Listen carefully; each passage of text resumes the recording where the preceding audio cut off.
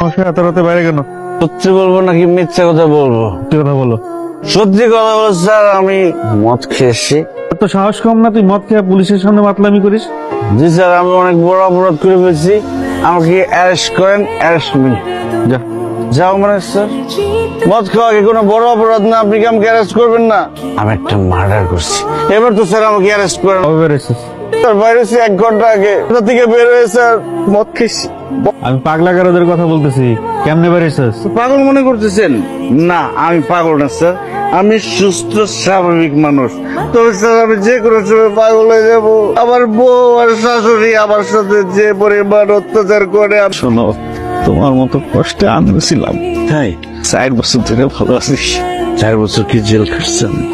পরামর্শটা মনোযোগ দিয়ে শোনো। সত্যি? হ্যাঁ, এবার দেখাবো।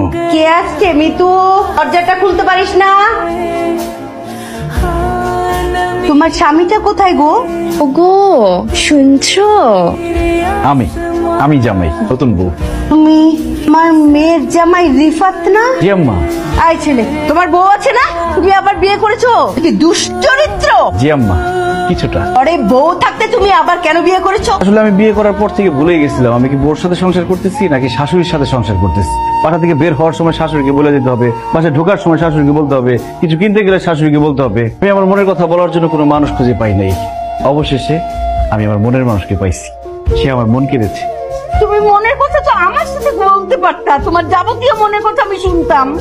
সি আম্মা, কি বলেন না বলেন, মনে তো অনেক আজে বাজে কথা আসে, দুষ্টু দুষ্টু কথা আসে। যাই হোক আম্মা, তো আদের কথা বলে সময় নষ্ট করেন না।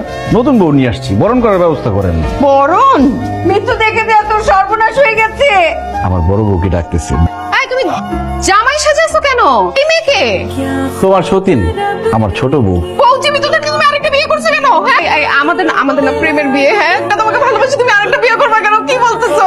আম্মাই তো বলছে যে তোমাকে দিয়ে বেশি কাজ না করাইতে, দরকার হলে সতীন নিয়ে আসতে। নিয়ে আসছি।